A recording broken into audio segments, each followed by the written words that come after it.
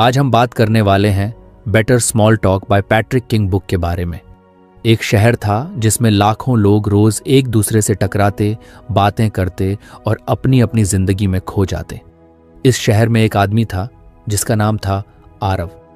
आरव कुछ अलग था। वह लोगों से बात करने में झिझकता था। उसे लगता था कि वह किसी से बात शुरू करेगा तो कहीं ऑकवर्ड साइलेंस ना हो जाए।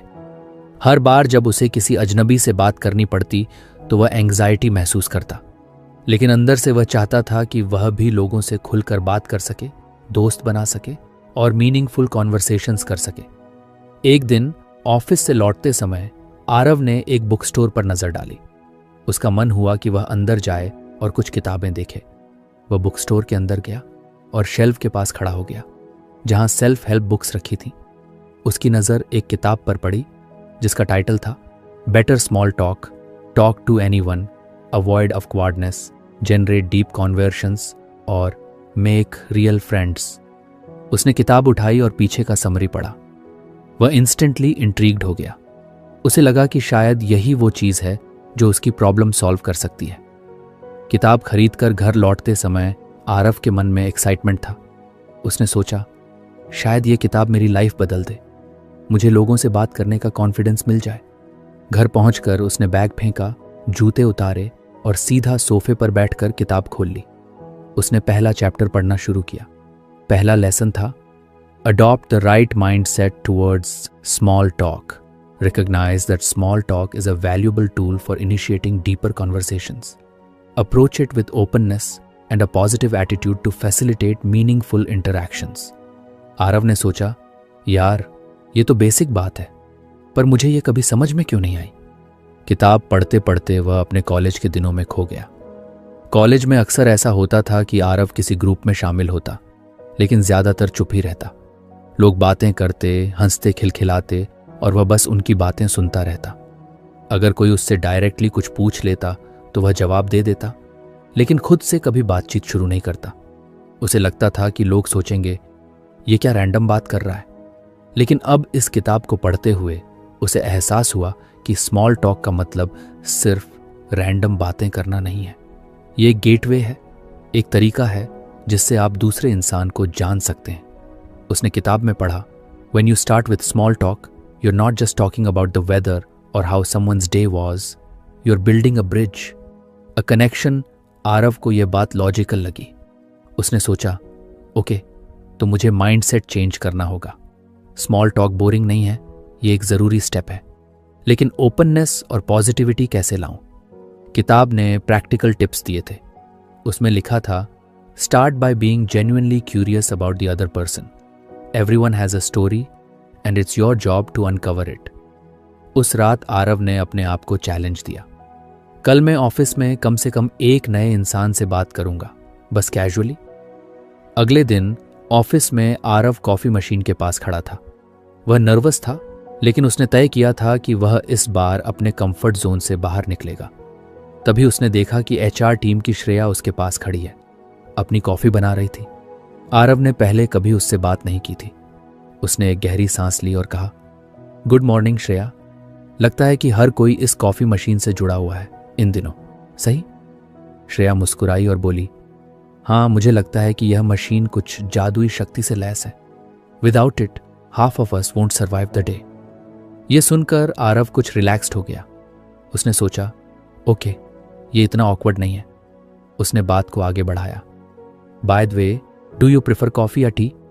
श्रेया ने कुछ सरप्राइज होकर कहा, मैं चाय का शौकीन हूं, लेकिन यह मशीन में अच्छी चाय के विकल्प नहीं है। आरव ने हंसते हुए कहा, एग्जैक्टली, मैंने भी टी ट्राई की थी, but it tested like flavoured water. दोनों हंसने लगे। पहली बार आरव ने महसूस किया कि स्मॉल टॉक इतना मुश्किल नहीं है। अगर आप जेन्युइनली इंटरेस्टेड हों और कुछ सा एफर्ट करें तो कॉन्वर्जेशन धीरे धीरे फ्लो करने लगती है। उस शाम जब वह घर लौटा तो उसने सोचा, आज मैंने पहला स्टेप लिया और इतना बुरा भी नहीं था। शायद ये किताब सही कह रही है, स्मॉल टॉक सिर्फ बातें करने का नाम नहीं, ये कनेक्शन बनाने का तरीका है। उसने किताब के उस हिस्से को फिर से पढ़ा जहां लिखा था, approach every conversation with the intent to listen and connect, not just to talk. Aarav ने सोचा, सुनना भी एक कौशल है, मुझे इसे प्रैक्टिस करना होगा। अब आरव को धीरे धीरे कॉन्फिडेंस आने लगा था। उसने डिसाइड किया कि वह हर दिन एक नए इंसान से बात करेगा। उसने किताब को बेड साइड टेबल पर रखा और मन में तय किया कि यह उसकी ट्रांसफॉर्मेशन जर्नी की शुरुआत है। आरव ने पहले लेसन से जो सीखा था उसे धीरे धीरे अपनी रोजमर्रा की जिंदगी में लागू करना शुरू कर दिया। अब जब भी वह किसी से बात करता, वह खुलकर और पॉजिटिविटी के साथ बातचीत शुरू करने की कोशिश करता। लेकिन एक चीज थी जो उसे बार बार खटक रही थी। कभी कभी वह सिर्फ बातचीत को आगे बढ़ाने के लिए बातें करता था, पर सच में सामने वाले की बातों को ध्यान से सुन नहीं पाता था। एक रात जब वह किताब का अगला चैप्टर पढ़ रहा था तो उसकी नजर एक नए लेसन पर पड़ी।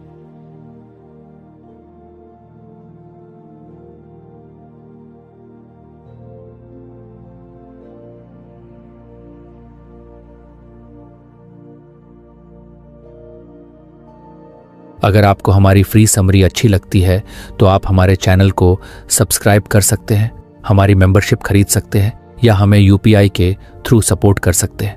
अब समरी पर वापस चलते हैं। Develop active listening skills. Engage fully in conversations by maintaining eye contact, asking open ended questions and refraining from interruptions. Active listening fosters trust and encourages others to share more openly. Aarav ने पढ़ना शुरू किया।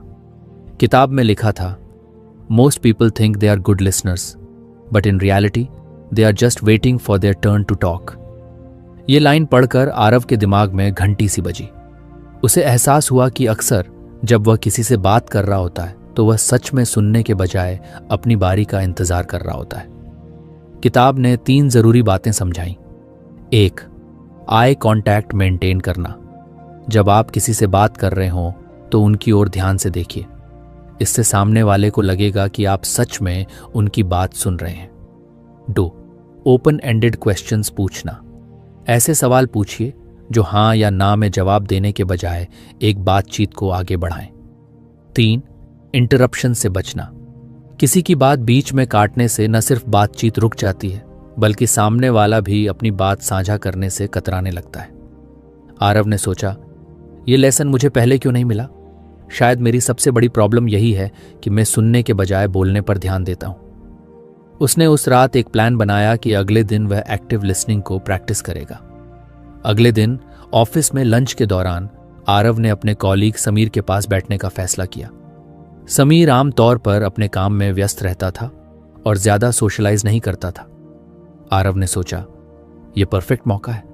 अगर मैं genuinely सुनूंगा तो शायद समीर खुलकर बात करेगा। आरव ने शुरुआत की।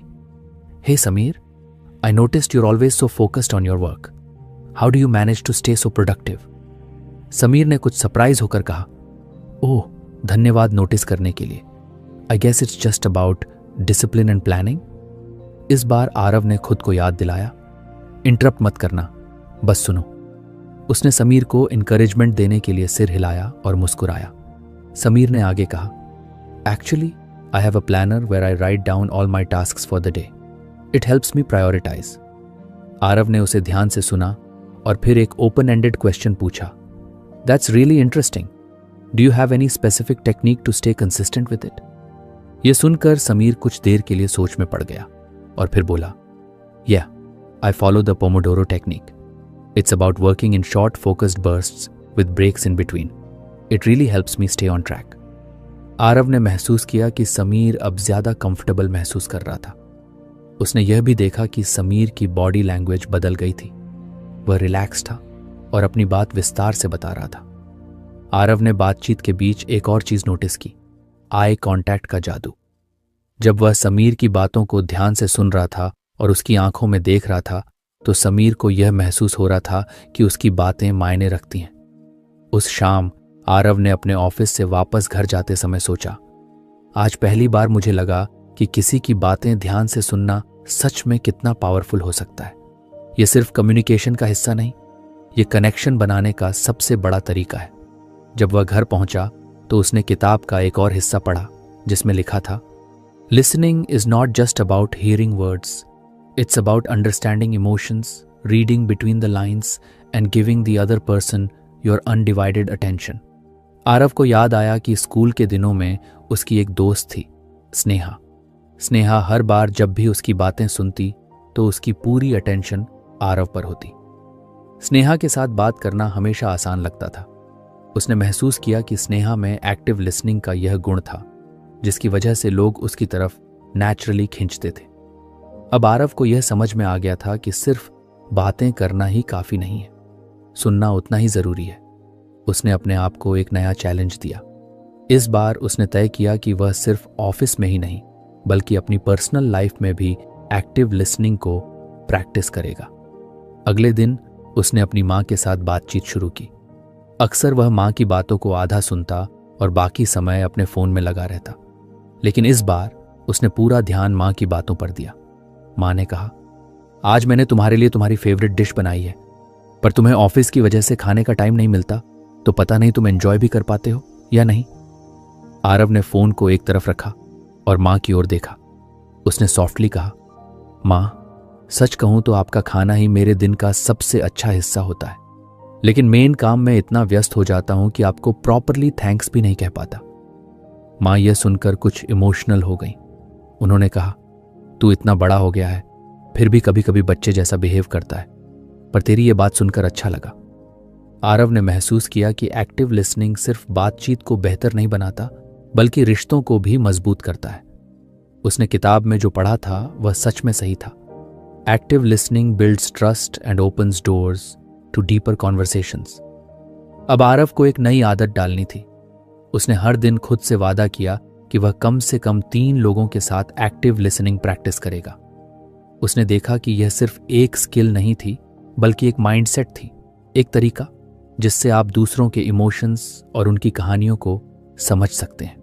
आरव की इस जर्नी का यह सिर्फ एक और कदम था, लेकिन उसे पता था कि यह जर्नी लंबी है और इस किताब के हर लेसन को उसकी जिंदगी बदलने का इंतजार है।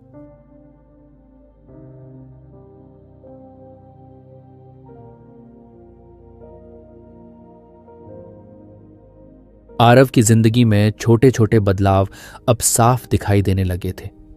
वह लोगों से ज्यादा आत्मविश्वास के साथ बात करने लगा था और एक्टिव लिसनिंग ने उसे कॉन्वर्सेशंस को और मीनिंगफुल बनाने में मदद की थी। लेकिन वह अभी भी जानता था कि वह अपनी जर्नी में शुरुआती पड़ाव पर था। उस रात जब वह किताब के अगले चैप्टर को पढ़ने बैठा तो उसने देखा कि अगला लेसन था, find common ground, identify shared interests और experiences to establish rapport. This can be achieved by observing non-verbal cues, being attentive to the environment, and expressing empathy.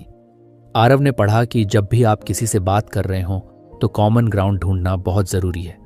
ऐसा करने से बातचीत सहज हो जाती है और सामने वाले को यह महसूस होता है कि आप दोनों के बीच कुछ समानताएं हैं।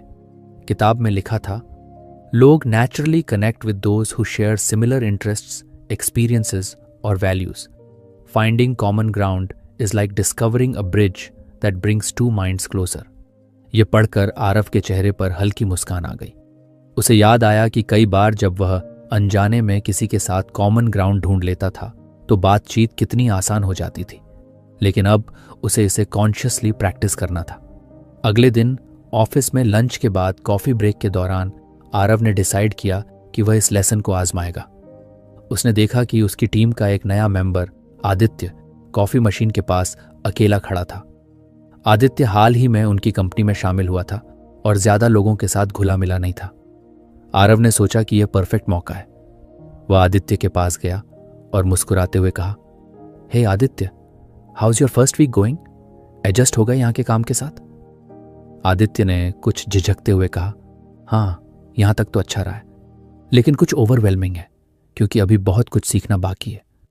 आरव ने एम्पैथेटिक टोन में कहा, I get it, first week हमेशा कुछ हेक्टिक होता है। जब मैं यहाँ आया था तो मुझे भी ऐसा ही लगा था, लेकिन डोंट वरी, चीजें धीरे धीरे स्मूथ हो जाती हैं।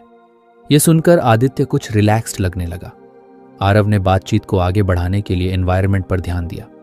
उसने आदित्य के हाथ में रखे कॉफी कप को देखा और कैजुअली पूछा, by the way, are you a coffee person और अ टी पर्सन? आदित्य ने मुस्कुराते हुए जवाब दिया, coffee only the way, without it I can't survive. Aarav ने तुरंत कॉमन ग्राउंड ढूंढा। उसने कहा, same here, you know, I recently discovered this small cafe near our office. उनकी कैपुचिनो मस्ट ट्राई है. Maybe we can grab coffee there sometime. Aditya ने खुशी खुशी कहा. वो सुनने में अच्छा लगता है. वैसे भी मुझे नए कैफे एक्सप्लोर करने का शौक है. आरव ने देखा कि आदित्य अब कुछ और कंफर्टेबल हो चुका था. उन्होंने कुछ देर और बातें की और आदित्य ने अपने बारे में कुछ और बातें शेयर की, जैसे उसे ट्रैवलिंग का बहुत शौक है. आरव ने एम्पैथी दिखाते हुए कहा, ट्रैवलिंग इज अमेजिंग. मुझे भी whenever I get a chance कुछ एक्सप्लोर करना पसंद है. Last year I went to Manali. It was such a peaceful trip. यह सुनकर आदित्य ने तुरंत कहा, Manali is one of my favourite places. मैं पिछले साल ही गया था.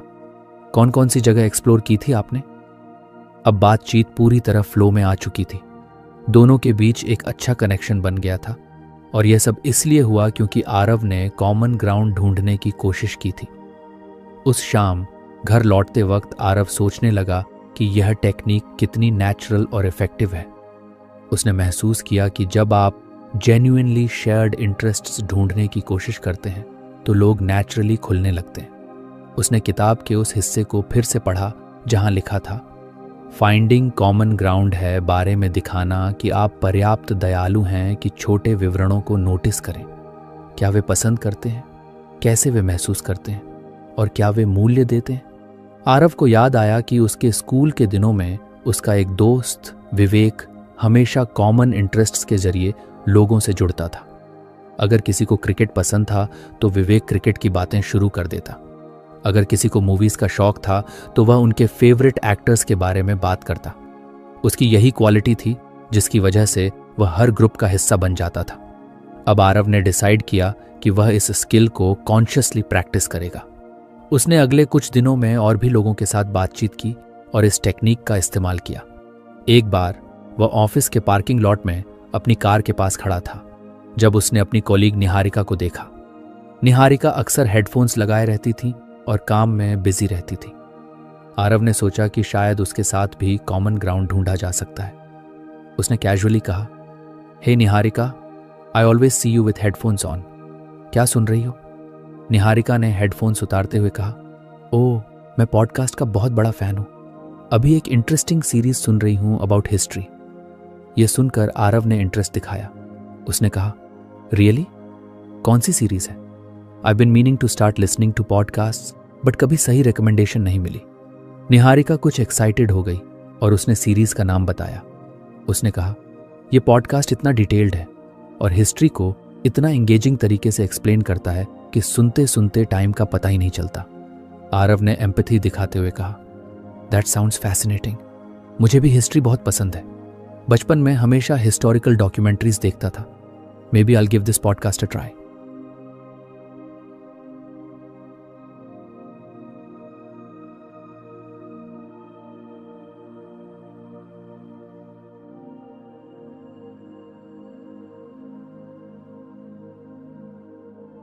इस बार भी कॉमन ग्राउंड ने बातचीत को फ्लो में ला दिया.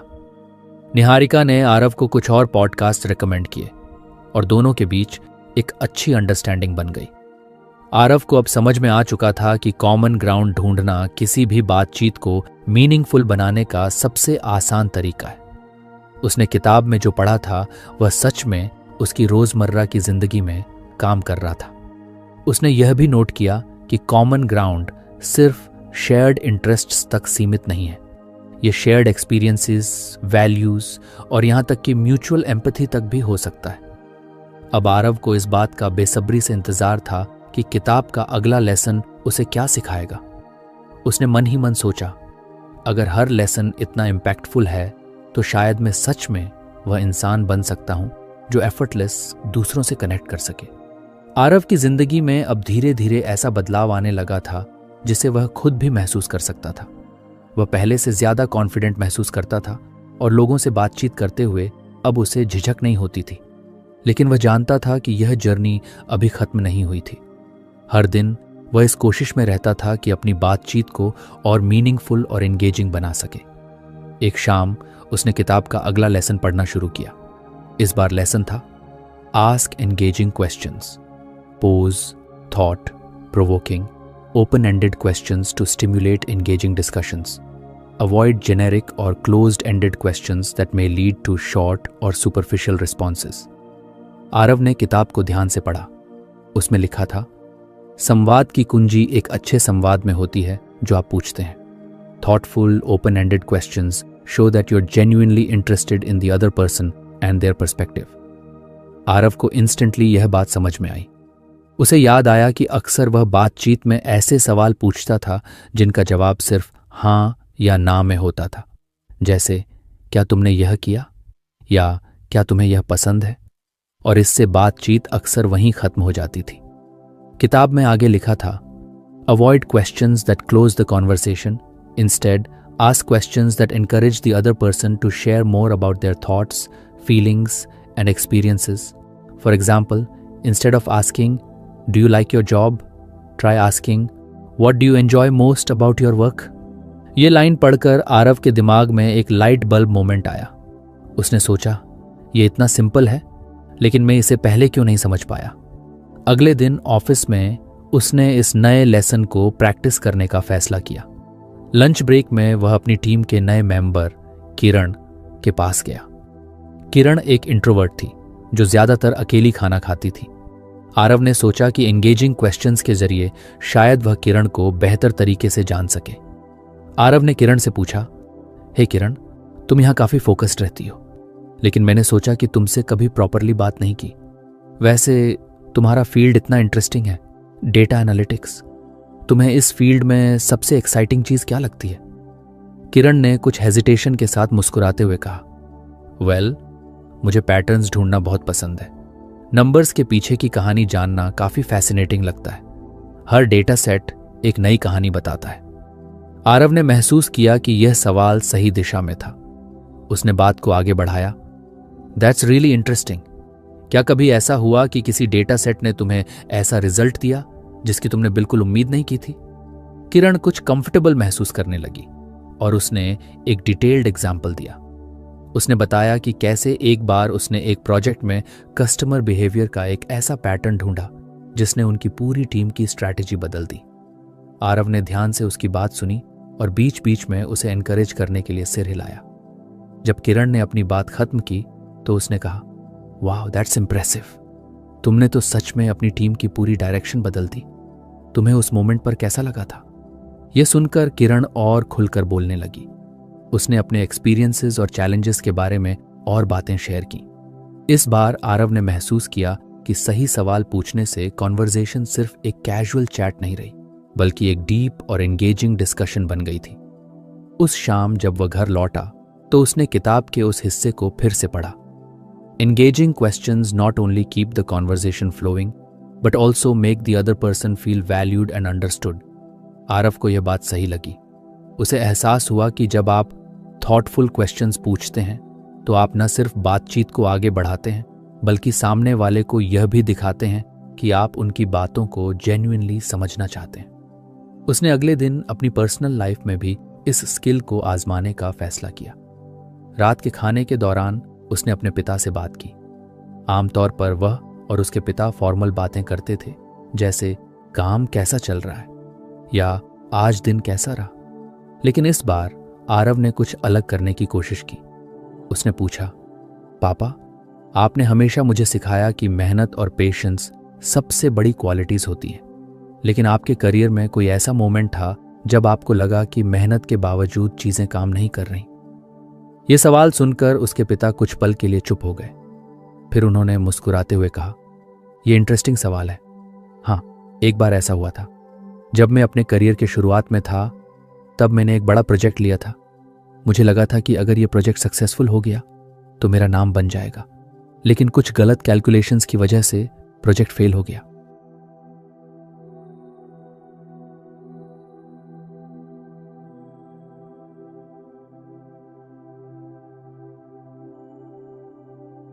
आरव ने एम्पैथी दिखाते हुए पूछा, और उस मोमेंट पर आप कैसे हैंडल कर पाए? ये तो काफी टफ रहा होगा। पिता ने गहरी सांस लेते हुए कहा, हाँ, टफ तो था, लेकिन मैंने सीखा कि हर फेलियर एक लेसन है।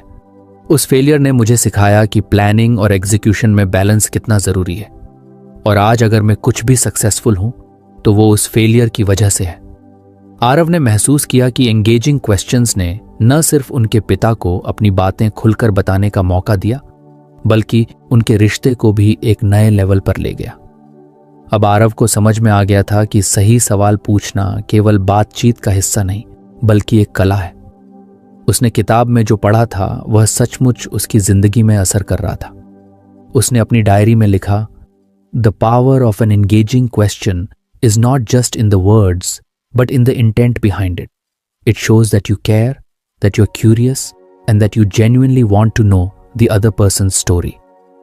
अब आरव को बेसब्री से इंतजार था कि किताब का अगला लेसन क्या होगा और वह उसे अपनी जिंदगी में कैसे लागू करेगा। आरव के लिए हर नया दिन अब एक अवसर की तरह था, नया सीखने का और खुद को बेहतर बनाने का। वह किताब के हर लेसन को अपनी जिंदगी में उतारने की कोशिश कर रहा था और अब उसे कॉन्वर्सेशंस में एक अलग तरह का कॉन्फिडेंस महसूस हो रहा था। लेकिन वह जानता था कि हर बातचीत हमेशा स्मूथ नहीं हो सकती। कभी कभी ऑकवर्ड सिचुएशंस आ ही जाती हैं जिनसे निपटना कुछ मुश्किल होता है। उस रात जब वह किताब का अगला लेसन पढ़ने बैठा तो उसने देखा कि अगला टॉपिक था handle awkward situations gracefully, use humour, redirection और acknowledgement to navigate uncomfortable moments in conversations. Maintaining composure and addressing awkwardness tactfully can help sustain the flow of dialogue. Aarav ने किताब का यह हिस्सा बहुत ध्यान से पढ़ा। किताब में लिखा था, अनुचित पल अनिवार्य हैं बातचीत में. Instead of avoiding them, embrace them with humor or tact. Acknowledging the situation often makes it less uncomfortable for everyone involved. ये पढ़कर आरव को इंस्टेंटली वह पल याद आया जब वह ऑफिस के कैफेटेरिया में एक सीनियर कॉलीग से बात कर रहा था और अचानक उसने गलती से उनके काम को क्रिटिसाइज कर दिया था। वह पल इतना ऑकवर्ड था कि आरव को समझ नहीं आया कि वह क्या बोले। अब उसने सोचा, काश उस दिन मैंने इस स्किल को पहले ही सीख लिया होता। अगले दिन आरव ने कॉन्शियसली इस लेसन को प्रैक्टिस करने का मन बनाया। वह जानता था कि ऑकवर्ड सिचुएशंस कभी भी कहीं भी आ सकती हैं और सच में ऐसा जल्दी ही हुआ। उस दिन टीम मीटिंग में आरव ने एक नए प्रोजेक्ट पर अपने आइडिया शेयर किए। जब उसने प्रेजेंटेशन खत्म किया तो उसकी टीम के एक सदस्य निखिल ने अचानक कहा, मुझे लगता है कि यह आइडिया प्रैक्टिकली काम नहीं करेगा, शायद हमें कुछ और सोचना चाहिए। कमरे में एक पल के लिए ऑकवर्ड साइलेंस छा गया। आरव को महसूस हुआ कि हर कोई अब उसकी प्रतिक्रिया का इंतजार कर रहा है। ये वही ऑकवर्डनेस थी जिसके बारे में किताब में लिखा गया था। आरव ने अपनी सांसें गहरी लीं और काल्मली कहा, that's an interesting point Nikhil. मैं समझता हूं कि हर आइडिया परफेक्ट नहीं हो सकता, लेकिन अगर हम इसे कुछ ट्वीक करें तो शायद ये काम कर सकता है। वैसे तुम्हारा क्या सुझाव है? मैं जेन्युइनली जानना चाहूंगा। आरव की इस ग्रेसफुल हैंडलिंग ने ऑकवर्ड साइलेंस को तोड़ दिया। निखिल ने अपना सुझाव दिया और धीरे धीरे पूरी टीम कंस्ट्रक्टिव डिस्कशन में शामिल हो गई। आरव ने महसूस किया कि ऑकवर्ड मोमेंट्स को ग्रेसफुली हैंडल करना सच में कॉन्वर्सेशंस को बचा सकता है। उस शाम जब वह घर पर था, उसने किताब के अगले हिस्से को पढ़ा। उसमें लिखा था, humour is a great tool to defuse tension. A light hearted comment can turn an awkward moment into a shared laugh. Aarav को याद आया कि उसकी चाइल्डहुड फ्रेंड साक्षी हमेशा ऑकवर्ड सिचुएशंस को ह्यूमर के जरिए हैंडल करती थी। एक बार स्कूल में जब वह स्टेज पर अपने स्पीच के बीच रुक गई थी और सब उसे घूरने लगे थे, तो उसने हंसते हुए कहा था, looks like my brain decided to take a coffee break without telling me. पूरी ऑडियंस हंस पड़ी थी और ऑकवर्डनेस गायब हो गई थी। आरव ने फैसला किया कि वह अगली बार ऑकवर्डनेस को ह्यूमर से भी टैकल करने की कोशिश करेगा। 2-3 दिन बाद ऑफिस के कैफेटेरिया में आरव ने कुछ कॉलीग्स के साथ लंच किया। बातों बातों में उसने एक जोक सुनाया जो शायद कुछ ज्यादा फनी नहीं था। वहां बैठे एक कॉलीग श्रेया ने कुछ सार्कास्टिक होकर कहा, अच्छा जोक था आरव, बस समझने में कुछ टाइम लगेगा। यह पल कुछ ऑकवर्ड हो गया क्योंकि बाकी लोग हंसने की बजाय शांत हो गए, लेकिन आरव प्रिपेयर्ड था।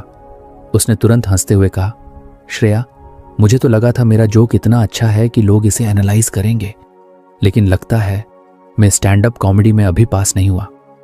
यह सुनकर श्रेया भी मुस्कुरा दी और बाकी लोग भी रिलैक्स्ड होकर हंसने लगे।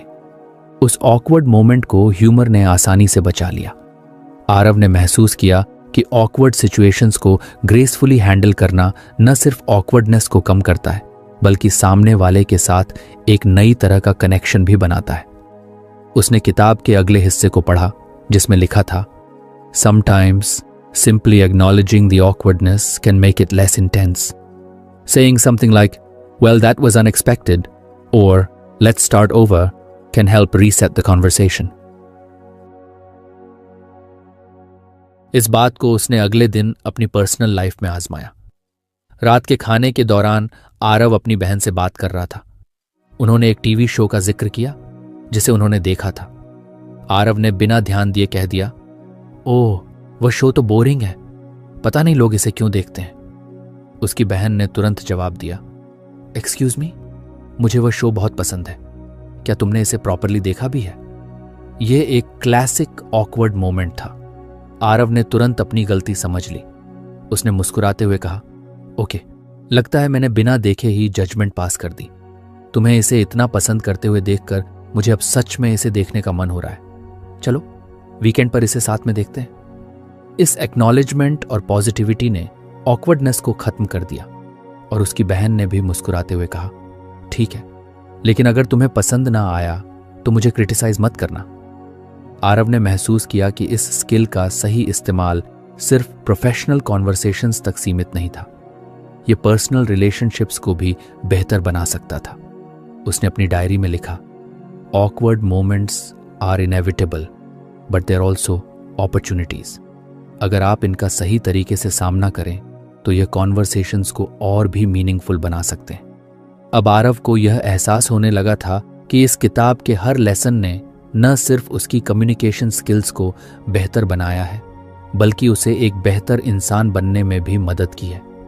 उसने मन ही मन सोचा, अब देखता हूं किताब का अगला लेसन मुझे क्या सिखाएगा। आरव ने अपनी यात्रा में बहुत कुछ सीखा था। हर दिन वह किताब के नए नए लेसन्स को अपनी जिंदगी में उतारने की कोशिश करता था और हर बार उसे महसूस होता था कि वह पहले से बेहतर हो रहा है। वह अब न केवल एक अच्छा कम्युनिकेटर बन गया था, बल्कि लोगों से जुड़े रहने और रिश्तों को गहराई देने में भी सफल हो रहा था। लेकिन अब किताब के आखिरी चैप्टर पर पहुंचकर उसे एक एहसास हुआ, हर बातचीत का असली मकसद दूसरों को सुनना, समझना और उनका सम्मान करना है। किताब के आखिरी लेसन का शीर्षक था, build authentic connections, focus on forming genuine relationships instead of surface level interactions. Authenticity fosters trust and creates lasting bonds. Aarav ने पढ़ा कि मीनिंगफुल रिलेशनशिप्स बनाने के लिए ऑथेंटिसिटी सबसे जरूरी है। किताब में लिखा था, authentic connections require vulnerability, honesty and a willingness to truly understand the other person. Don't try to impress, instead try to connect। इस वाक्य ने आरव को बहुत गहराई से प्रभावित किया। उसे एहसास हुआ कि अब तक उसने जो कुछ सीखा वह सब इसी बात पर आकर खत्म होता है। उसने अगले कुछ दिनों में इस लेसन को कॉन्शियस प्रैक्टिस किया। वह जब भी किसी से बात करता तो अपना असली स्वभाव सामने लाता। उसने खुद को दूसरों से बेहतर दिखाने की कोशिश बंद कर दी और बस उनकी बातों को दिल से सुनना शुरू किया। उसने महसूस किया कि जैसे जैसे वह अपनी ऑथेंटिसिटी दिखाने लगा, वैसे वैसे लोग उससे खुलकर बातें करने लगे। एक शाम ऑफिस के बाद टीम ने एक छोटा सेलिब्रेशन रखा था। सभी लोग रिलैक्स्ड थे और कैजुअल बातें चल रही थीं। आरव ने महसूस किया कि यह अपने कॉलीग्स के साथ बॉन्ड बनाने का एक अच्छा मौका है। उसने एक सीनियर से पूछा, सर, आपने इस फील्ड में इतने साल बिताए हैं, क्या कोई ऐसा अनुभव है जिसने आपकी सोच को पूरी तरह बदल दिया हो? सीनियर ने मुस्कुराते हुए कहा, यह अच्छा सवाल है आरव। हाँ, एक बार ऐसा हुआ था। फिर उन्होंने एक टचिंग कहानी सुनाई जिसमें उन्होंने बताया कि कैसे उनकी एक गलती ने उन्हें एक बेहतर लीडर बनने में मदद की।